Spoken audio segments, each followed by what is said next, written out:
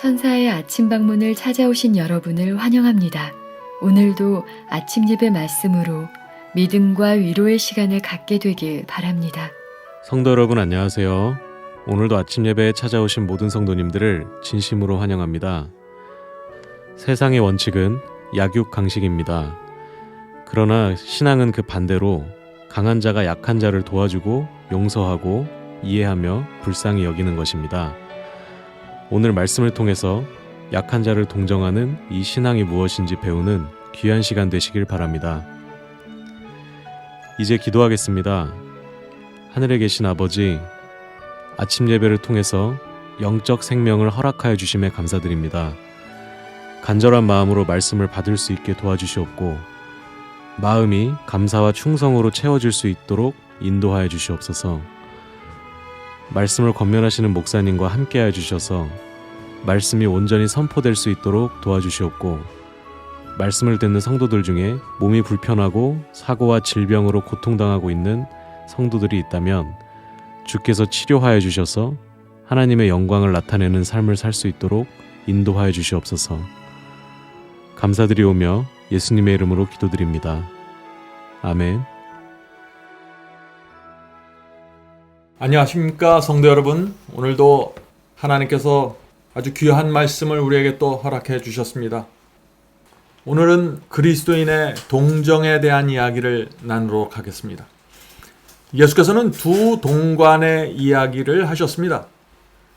주인이 1만 달란트 빚진 자를 탕감해 준 이야기 여러분들 잘 아시죠? 도무지 갚을 수 없는 엄청난 돈을 탕감해 준 것입니다. 왜 주인이 탕감해 주었을까요? 마태복음 18장 27절에 이렇게 말합니다. 마태복음 18장 27절입니다. 그 종의 주인이 불쌍히 여겨 노여 보내며 그 빚을 탕감하여 주었더니. 자, 주인이 용서해 준, 탕감해 준 이유가 무엇입니까? 불쌍히 여겼기 때문입니다. 성도 여러분, 하나님께서 우리를 구원하기 위해서 십자가에 매달리셨습니다. 왜 그렇게 하셨습니까? 저와 여러분을 불쌍히 여기셨기 때문입니다. 구원은 하나님의 마음속에 있는 그 불쌍히 여기심, 그것 때문에 이루어지는 것입니다. 그런데 탕감받은 자, 죄를 용서받은 자에게 하나님께서 요구하시는 것이 있습니다. 단 하나를 요구하시는 것입니다. 그것이 무엇일까요? 그것은 마태복음 18장 33절입니다. 마태복음 18장 33절. 내가 너를 불쌍히 여김같이 너도 내 동료를 불쌍히 여김이 마땅하지 아니하냐 하고. 자, 이것이 동관의 이야기에 나오는 결론의 말씀입니다. 성도 여러분, 하나님께서 우리 죄를 용서하시면서 탕감해 주시면서 요구하시는 것이 무엇입니까? 불쌍히 여기는 정신입니다. 동정하는 정신입니다. 이 정신이 있는가 없는가로 우리의 구원이 결정되는 것입니다. 그래서 35절에 이런 말씀이 이어지는 것입니다. 마태복음 18장 35절입니다. 너희가 각각 중심으로 형제를 용서하지 아니하면 내 천부께서도 너희에게 이와 같이 하시리라. 자, 말로만 용서하는 것이 아니죠. 말로만 동정하는 것이 아니라고 했습니다. 마음의 중심으로 불쌍히 여기라는 것입니다. 마음의 중심으로 용서해 주라는 것입니다. 그렇게 하지 않으면 하늘 아버지께서도 우리를 용서할 수 없다고 지금 말하고 계신 겁니다. 성도 여러분, 하나님께 죄를 용서받은 자에게 나오는 특별한 정신이 있는데 그것은 동정입니다. 불쌍히 여기는 정신입니다. 자, 오늘 본문 성경절 읽겠습니다. 로마서 15장 1절입니다. 우리 강한 자가 마땅히 연약한 자의 약점을 담당하고 자기를 기쁘게 하지 아니할 것이라. 성도 여러분, 이 세상의 원칙은 강한 자가 약한 자를 지배하는 것입니다. 그러나 신앙은 반대입니다. 신앙의 원칙은 강한 자가 약한 자를 도와주는 것입니다. 신앙이 강한 자가 신앙이 약한 자를 용서하고 이해하고 불쌍히 여기는 것이 성도의 신앙입니다. 누가 잘못했나, 누가 큰 문제를 갖고 있느냐 따지는 것이 아니라 믿음이 강한 자가 믿음이 약한 자를 용서하고 자비를 베풀어 주는 것입니다. 그것이 성도 사이에서 이루어지는 교제입니다. 자, 오늘 본문 말씀 읽겠습니다. 우리가 필요로 하는 것은 더욱 순결하고 그리스도인다운 동정심이다. 그것은 완벽한 자들에게 대한 동정심이 아니라 그들은 그것을 필요로 하지 않는다.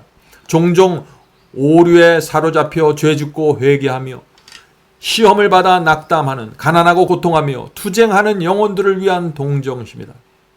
자, 성도 여러분, 동정을 베풀어야 하는데 어떤 사람에게 베풀라고 했습니까? 완벽한 사람이요? 아니죠. 문제가 많은 사람들에게 동정을 베풀라는 것입니다. 거짓 복음을 믿어서 방황하는 영혼들에게 동정을 베풀라는 것입니다. 죄를 범하고 눈치를 보고 있는 사람들에게 동정을 베풀라는 것입니다.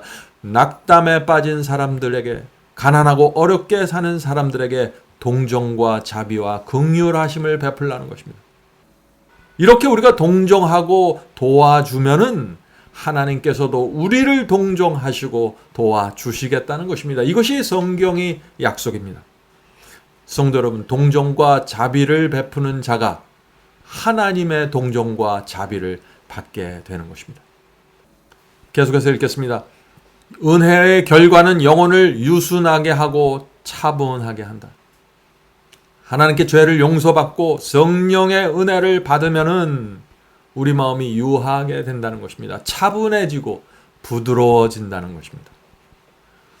그러므로 온갖 냉랭한 쌀쌀함은 녹고 정복되며 그리스도가 드러난다.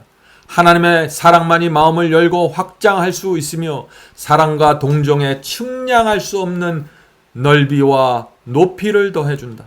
예수님을 사랑하는 자들은 하나님의 모든 자녀를 사랑할 것이다. 성도 여러분, 모든 사람은 천성적으로 교만하고 이기적이고 냉랭한 본성을 갖고 태어납니다. 우리 모두 그렇습니다. 주께서 그래서 우리를 붙잡아 주지 않으면 이 육체에서 올라오는 이 악한 정신과 악한 분위기에 끌려서 살아갈 수밖에 없는 것입니다. 그래서 우리에게 필요한 것이 성령입니다. 성령의 은혜입니다.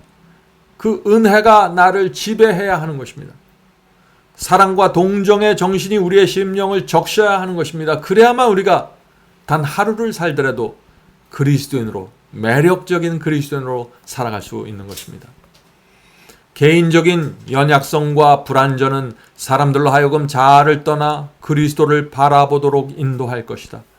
구주의 사랑은 모든 냉담한 바리새인적인 장벽을 허물어뜨릴 것이다. 그것은 모든 거친 것과 이기심을 사라지게 할 것이며 영혼과 영혼이 한데 어우러지는, 심지어 기질에 있어서 정반대인 자들과도 연합하는 일이 있을 것이다. 성도 여러분, 우리의 같은 이 연약하고 부족한 사람들 속에서 이런 정신과 이런 분위기가 가능할까요? 우리에게 필요한 것은 기적입니다. 우리의 이 이기적인 기질과 바리새인적인 이 기질을 허물어뜨리고 사람과 사람이 하나로 연합하기 위해서는 기적이 필요한 것입니다. 하늘에서 내려오는 기적 말이죠. 그것은 은혜입니다. 그 은혜를 받아야만 우리의 심령 속에 이런 변화가 생기게 되는 것이죠. 어떤 변화가 생길까요? 하나님께 죄를 용서받고 은혜를 받은 사람에게 생기는 변화가 무엇입니까? 그것은 미움이 불쌍함으로 변하는 것입니다. 못마땅함이 동정으로 변하는 것입니다.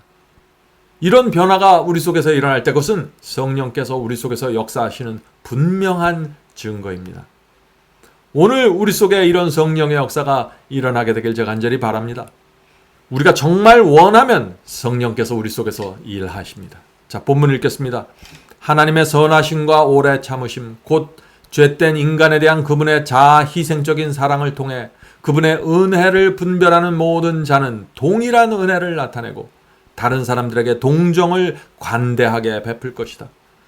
그리스도의 생애의 놀라운 모본, 곧 그분께서 우는 자들과 함께 울며 당신의 사랑 안에서 기뻐하는 모든 자와 함께 기뻐하면서 압제당하는 자의 감정에 동참하신 그 비할 데 없는 부드러움은 하나님을 사랑하고 그분의 계명을 지키는 모든 사람의 품성에 분명히 깊은 감화를 끼친다.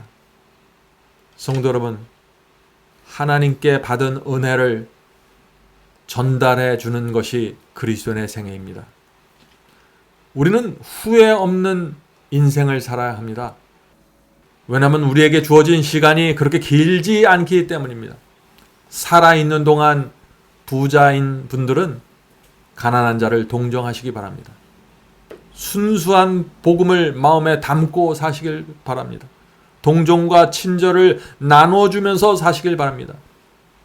아무리 바쁜 인생이지만 우리의 따뜻한 말 한마디가 큰 기적을 일으킬 수 있는 것입니다. 그것이 우리가 인생에서 가질 수 있는 즐거움이고 행복이 아니겠습니까? 고생과 고난으로 인해서 어두운 생애를 사는 사람들을 보면은 그들을 도와주고 붙잡아주고 용기를 주시기 바랍니다. 하나님께서 그런 사람들에게 죄를 사함받았다는 증거를 마음에 주실 것입니다. 그런 사람들은 당감받은 자로서 자유롭게 이 세상을 살아가게 될 것입니다. 자비와 동정을 베푸는 성도들을 하나님께서 자비와 동정으로 대하십니다. 기쁨으로 바라보실 것입니다. 그것이 성경이 우리에게 주는 약속입니다. 본문을 읽겠습니다. 그들은 인색하지 않고 관대하게 동정을 베풀 것이다. 그들이 걸어갈 일이 그렇게 만들어지기를 바라듯이 그들은 친절한 말과 행동으로 피곤한 발이 걸어가기 쉽도록 길을 만들고자 노력할 것이다. 성도 여러분, 우리가 다른 사람의 피곤을 덜어주는 사람이 될 수 있다면 얼마나 좋을까요? 관대함과 동정, 친절한 말은 피곤에 지친 영혼들에게 쉼을 가져다 줍니다. 큰 돈이 드는 것이 아니죠. 큰 희생이 드는 것이 아닙니다. 우리의 마음속에서 나오는 진심 어린 관대함과 동정과 친절이 영혼들에게 마음의 기쁨을 줄 수 있다는 것입니다. 우리의 남편과 아내에게, 자녀들에게, 또 함께 길을 걸어가는 교우들에게, 성도들에게 관대함과 동정과 친절로 대해 보시기 바랍니다. 그렇게 대하면은 여러분들이 이전에 느끼지 못했던 놀라운 일들이 생기게 될 것입니다. 성령께서 역사하시는 모습을 가정 속에서, 교회 안에서 보게 될 것입니다. 어둡고 싸늘한 분위기가 사라지면서 따뜻함과 생명이 느껴지게 될 것입니다. 본문 읽겠습니다. 우리가 날마다 시간마다 하나님의 축복을 받을 때 우리는 우리의 감사를 나타내는 것 못지않게 그리스도께서 위하여 돌아가신 자들에게 친절하고 비이기적인 관심을 나타낼 수 있다. 우리는 축복들을 소유하고 있는가? 그렇다. 우리는 축복들을 소유하고 있다. 성도 여러분, 지나간 날들을 되돌아보시기 바랍니다. 하나님께서 베푸신 축복을 하나하나 헤아려 보시기 바랍니다. 하나님께서 나에게 베푸신 축복, 위기 때마다 와주셔서 나를 붙잡아 주신 그 은혜를 기억하시기 바랍니다. 그렇게 하면은 우리 마음이 풍요롭게 됐고 은혜롭게 되어서 축복과 은혜가 흘러나가게 될 것입니다. 부드러운 정신과 동정이 내 분위기가 될 것입니다. 그것이야말로 성령께서 내게 역사하시는 큰 증거가 되는 것입니다. 자, 이제 마지막 문단 읽겠습니다. 그렇다면 예수께서는 그것들을 은총받은 소수의 사람들에게서가 아니라 우리와 접촉하는 모든 사람에게 전해주라고 말씀하신다. 우리는 은혜를 받았으므로 은혜를 베풀어야 한다. 성도 여러분, 은혜를 우리가 거저 받았기 때문에 그 은혜를 거저 나누어 주는 것입니다.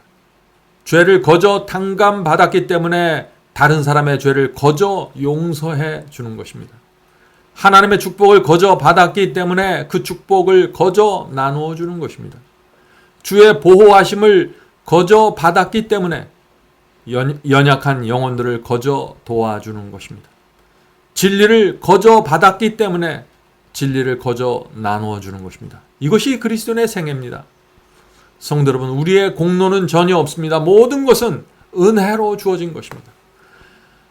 하나님의 은혜가 앞으로도 계속해서 저와 여러분에게 공급될 수 있을까요? 방법은 하나입니다. 거저 받은 은혜와 동정을 우리의 가족과 교우들에게 계속해서 나누고 베풀면 됩니다.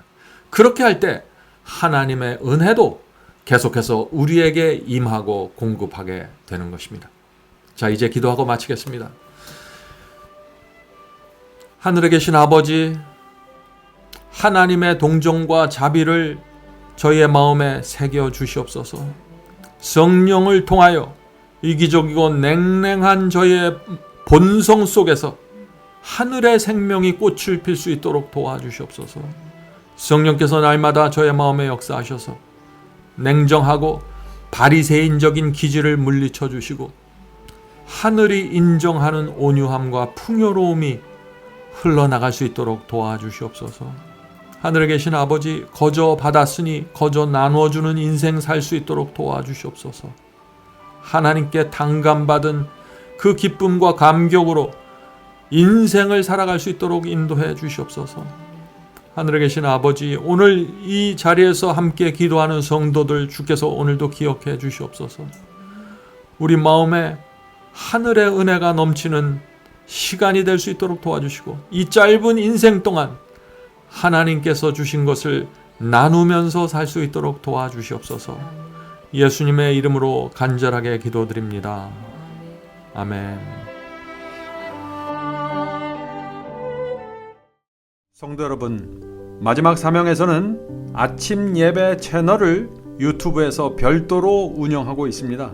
아침 예배 채널에서는 매일 새벽 4시에 예배 영상이 올려지고 있으며 특별히 아침 9시에 예배가 진행됩니다. 아침 9시 예배가 아침 예배 채널의 독특한 특징입니다. 원하시는 분들은 유튜브에서 아침 예배 채널을 별도로 구독 신청하여 주시면 저희와 함께 아침마다 예배 드릴 수 있습니다. 매일 아침마다 하나님의 말씀으로 저희 모두가 주 앞에 나와 예배 드리는 신앙으로 함께 나가게 되길 간절히 바랍니다. 감사합니다.